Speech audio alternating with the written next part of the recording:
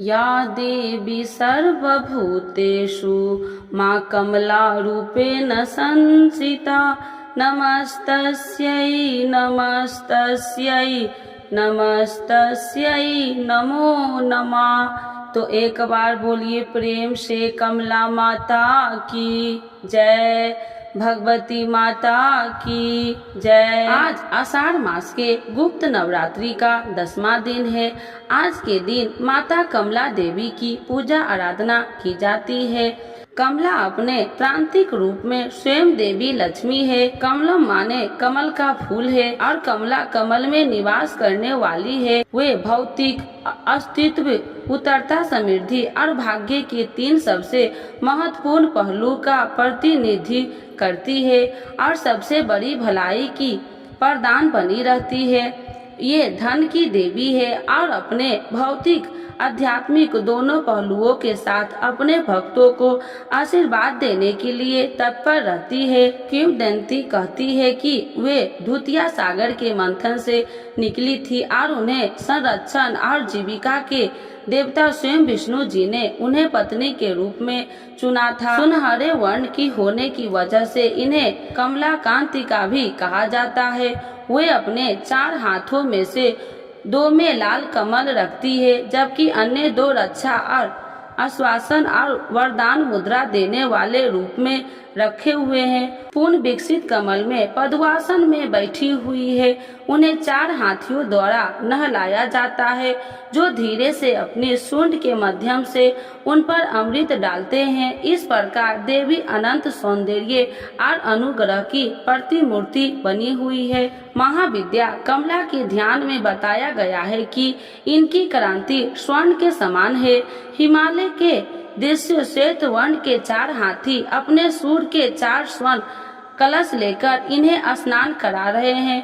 ये अपनी 2 भुजाएं में वर एवं अभय मुद्रा तथा दोनों भुजाओं में 2 कमल पुष्प धारण की है।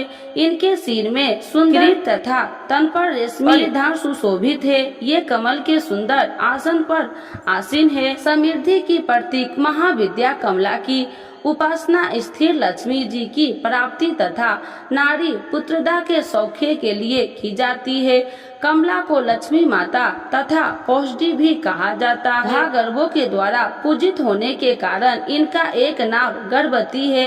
इनकी कृपा से पृथ्वी वप्ती तथा पुरुषोत्तम दोनों की प्राप्ति की जाती है। भगवान आदि शंकराचार्य के द्वारा विकसित कनक धारा स्तोत्र और श्री सूक्तम का पाठ, कमल गट्ठे की माला, श्री मंत्र का जप, बेल पत्र तथा बेल फल के हवन में कमला दी है कि विशेष कृपा प्राप्त होती है। अस्तव तंत्र में कोलासुर के वध के लिए इनका प्रादुर्भाव होना बताया गया है।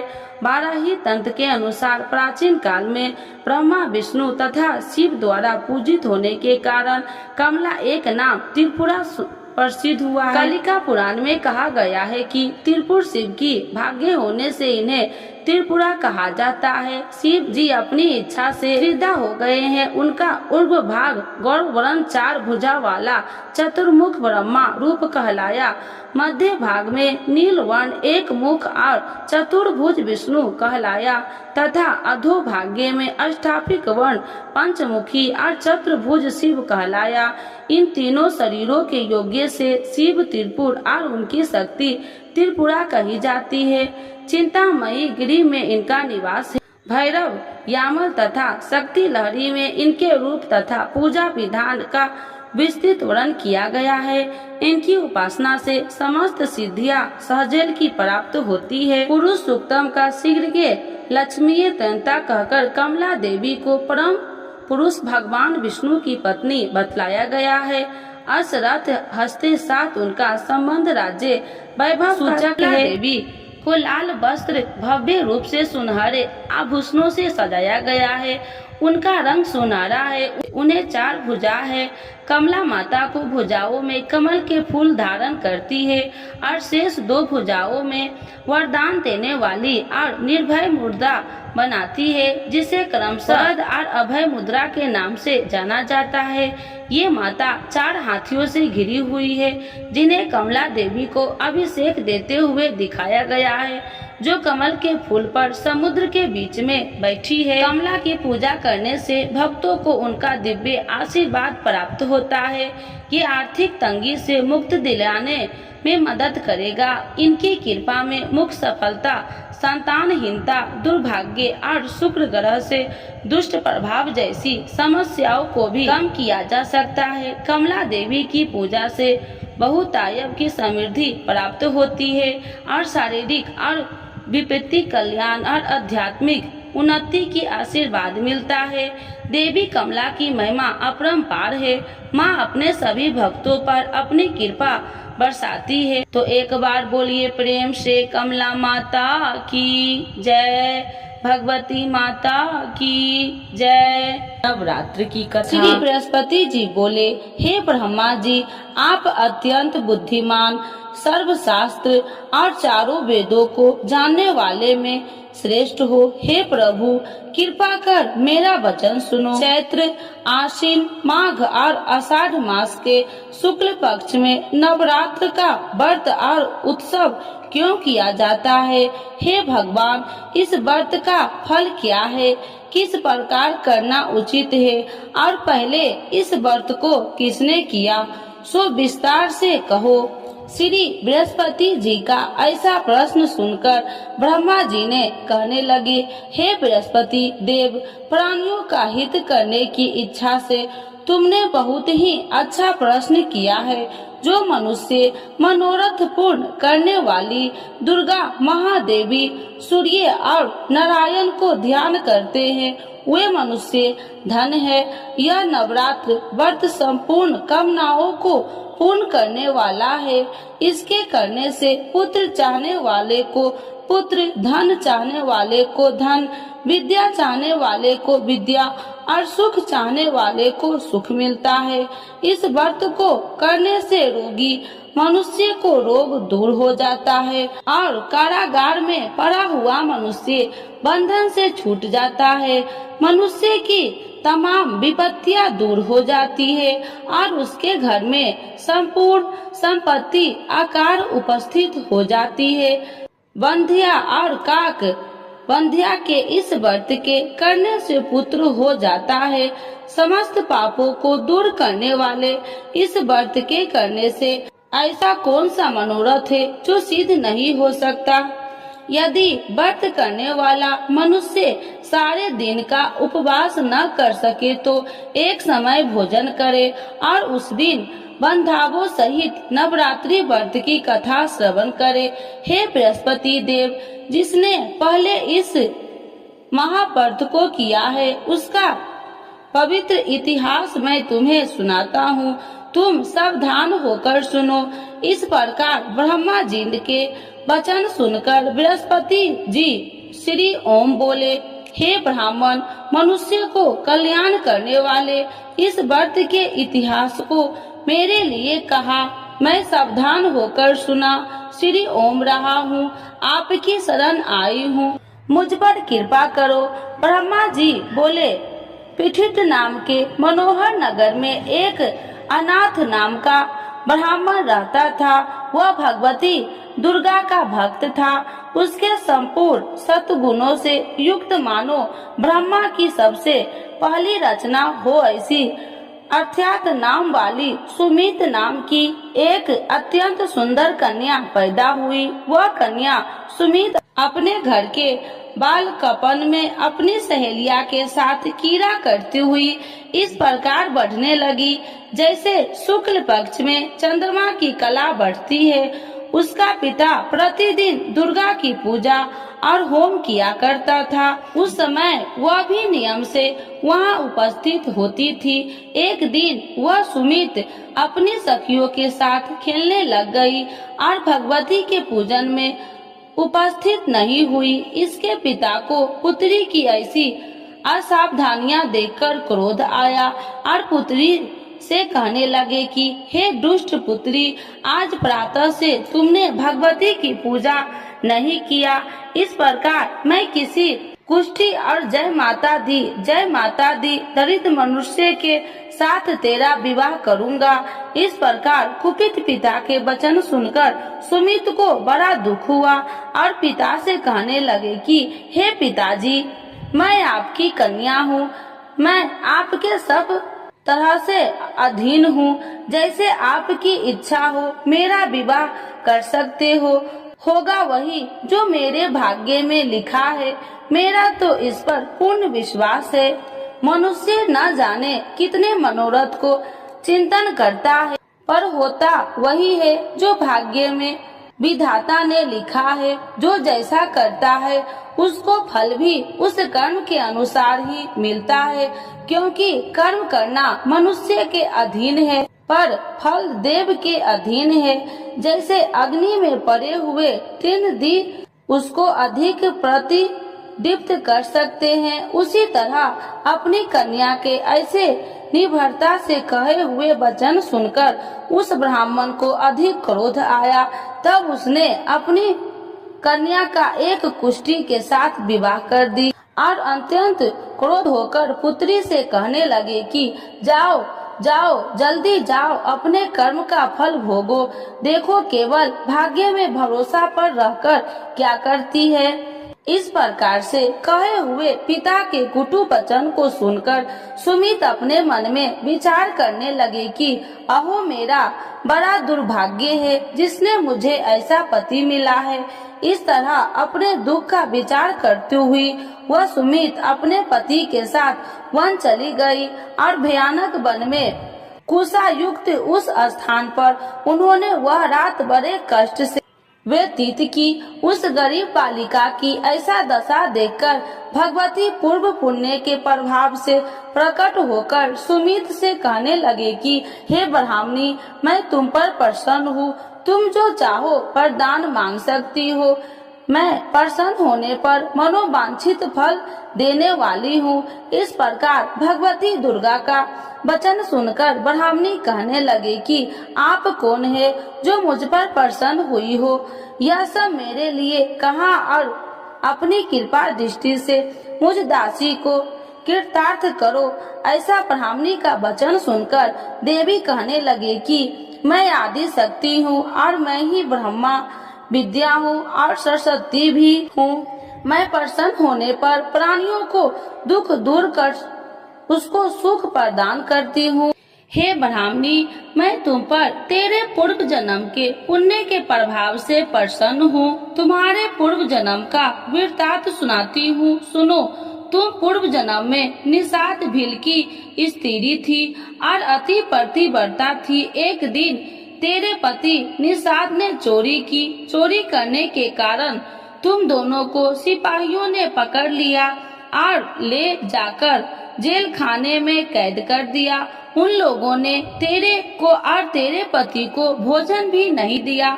इस प्रकार नवरात्र के दिनों में तुमने न तो कुछ खाया और न जल ही पिया, इसीलिए 9 दिन तक नवरात्र का व्रत हो गया। हे ब्राह्मणी, उन 9 दिनों में जो व्रत हुआ उस व्रत के प्रभाव से प्रसन्न होकर तुम्हें मनोवांछित वस्तु दे रही हूँ। तुम्हारी जो इच्छा हो सो मांगो। इस प्रकार दुर्गा के कहे वचन सुनकर ब्राह्मणी बोली, अगर आप मुझ पर प्रसन्न है तो हे दुर्गे, आपको प्रणाम करती हूँ। कृपा करके मेरे पति को कोढ़ को दूर करो। देवी कहने लगे कि उन दिनों में जो तुमने व्रत किया था उस व्रत के एक दिन का पुण्य अपने पति को कोढ़ दूर करने के लिए अर्पण करो। मेरे प्रभाव से तेरा पति कोढ़ी से रहित और सोने का समान शरीर वाला हो जाएगा। ब्रह्मा जी बोले। इस प्रकार देवी का वचन सुनकर वह ब्राह्मणी बहुत प्रसन्न हुई और पति को निरोग करने की इच्छा से ठीक है ऐसी बोली। तब एक उसके पति का शरीर भगवती दुर्गा की कृपा से कुष्ठहीन होकर अति कांति युक्त हो गया, जिसकी कांति के सामने चंद्रमा की कांति भी क्षीण हो जाती है। वह ब्राह्मणी पति की मनोहर देह को देखकर देवी को अति पराक्रमी वाली समझकर स्तुति करने लगी। हे दुर्गे, आप दुर्गत को दूर करने वाली, तीनों जगत को सनातप हरने वाली, समस्त दुखों को दूर करने वाली, रोगी मनुष्य को निरोग करने वाली, प्रसन्न होने पर मनोवांछित वस्तु को देने वाली और दुष्ट मनुष्य को नाश करने वाली हो। तुम ही सारे जगत की माता और पिता हो। हे अम्बे, मुझ अपराध रहित अबला की मेरे पिता ने कुष्ठ के साथ विवाह कर मुझे घर से निकाल दिया। उसकी निकाली हुई मैं पृथ्वी पर घूमने लगी। आपने ही मेरा इस आपत्ति रूपी समुद्र से उद्धार किया है। हे देवी, आपको प्रणाम करती हूँ, मुझ दिन की रक्षा करो। ब्रह्मा जी बोले कि हे बृहस्पति, इसी प्रकार उस सुमित ने मन से देवी की बहुत स्तुति की। उससे की हुई स्तुति सुनकर देवी को बहुत संतोष हुआ और ब्राह्मणी से कहने लगी कि हे ब्राह्मणी, तुम्हारे उद्याल नाम का एक अति बुद्धिमान, धनवान, कार्तिवान और जितेंद्रिय पुत्र शीघ्र ही होगा। ऐसा कहकर वह देवी उस ब्राह्मणी से फिर कहने लगी कि हे ब्राह्मणी, और जो कुछ तेरी इच्छा हो वही मनोवांछित वस्तु तुम मांग सकती हो। ऐसा भगवती दुर्गा का वचन सुनकर सुमित बोली कि हे भगवती दुर्गे, अगर आप मेरे पर प्रसन्न है तो कृपा कर मुझे नवरात्रि विधि बताइए। हे दयावती, जिस विधि से नवरात्र व्रत करने से आप प्रसन्न होते हैं, उस विधि और उसके फल को मेरे लिए विस्तार से वर्णन करें। उस प्रकार ब्राह्मणी के वचन सुनकर दुर्गा कहने लगी कि हे ब्राह्मणी, मैं तुम्हारे लिए संपूर्ण पापों को दूर करने वाली नवरात्र व्रत विधि को बतलाती हूँ, जिसको सुनने से तमाम पापों से छुटकारा, मोक्ष की प्राप्ति हो जाती है। आश्विन मास के शुक्ल पक्ष की प्रतिपदा से लेकर 9 दिन तक विधि पूर्वक व्रत करे। यदि दिन भर का व्रत न कर सके तो एक समय का भोजन करे। पढ़े लिखे ब्राह्मणों से पूछकर घट स्थापना करे और वाटिका बनाकर उसको प्रतिदिन जल से सींचे। महाकाली, महालक्ष्मी और महासरस्वती की मूर्तियां बनाकर उसकी नित्य विधि सहित पूजा करे और पुरुषों से विधि पूर्वक अर्घ्य दे। बिजोड़ा के फूल से अर्घ्य देने से रूप की प्राप्ति होती है। जय फल से कीर्ति, दाख से कार्य की सिद्धि होती है। आंवले से सुख और केले के भूषण की प्राप्ति होती है। इस प्रकार फलों से अर्घ्य देकर यथा विधि हवन करे। खंड, घी, गेहूं, शहद और तिल, बिल्व, नारियल, दाख और कदम, इनसे हवन करे। गेहूं होम करने से लक्ष्मी की प्राप्ति होती है। खीर व चंपा के पुष्प से धन और रत्नों से तेज और सुख की प्राप्ति होती है। आंवलों से कीर्ति और केले से पुत्र हो। कमल से राज, सम्मान और दुखों से सुख संपत्ति की प्राप्ति होती है। व्रत करने वाला मनुष्य इस विधान से होम कर आचार्य को अत्यंत नम्रता के साथ प्रणाम करे और यज्ञ की सिद्धि के लिए उसे दक्षिणा दे। इस महाव्रत को पहले बताई हुई विधि के अनुसार जो कोई करता है उसके सब मनोरथ सिद्ध हो जाते हैं। इसमें तनिक भी संशय नहीं है। इन 9 दिनों में जो कुछ दान आदि किया जाता है उसका करोड़ों गुना फल मिलता है। इस नवरात्रि के व्रत से अश्वमेध यज्ञ का फल मिलता है। हे ब्राह्मणी, इस संपूर्ण कामनाओं को पूर्ण करने वाले उत्तम व्रत को तीर्थ, मंदिर अथवा घर में ही विधि के अनुसार करे। ब्रह्मा जी बोले कि हे बृहस्पति देव, इस प्रकार ब्राह्मणी को व्रत की विधि और फल बताकर देवी अंतर ध्यान हो गई। जो मनुष्य या स्त्री इस व्रत को भक्ति पूर्वक करता है वह इस लोक में सुख पाकर अंत में दुर्लभ मोक्ष को प्राप्त होता है। हे बृहस्पति देव, यह दुर्लभ व्रत का महात्म्य मैं तुम्हारे लिए बतलाया है। ऐसा ब्रह्मा जी के वचन सुनकर बृहस्पति देव जी आनंद के कारण रोमांचित हो गए और ब्रह्मा जी से कहने लगे, हे ब्रह्मा जी, आपने मुझ पर अति कृपा की जो अमृत के समान इस नवरात्रि व्रत का महात्म्य सुनाया है। हे प्रभु, आपके बिना और कोई इस महात्म्य को सुन सकता है। ऐसा बृहस्पति जी के वचन सुनकर ब्रह्मा जी बोले कि हे बृहस्पति देव, तुमने सब प्राणियों का हित करने वाले इस व्रत अलौकिक व्रत को पूछा है, इसीलिए तुम धन्य हो। यह भगवती शक्ति संपूर्ण लोकों को पालन करने वाली है। इस महादेवी के प्रभाव को कौन नहीं जान सकता है। तो एक बार बोलिए प्रेम से दुर्गा महारानी की जय, नव दुर्गा माता की जय, भगवती माता की जय।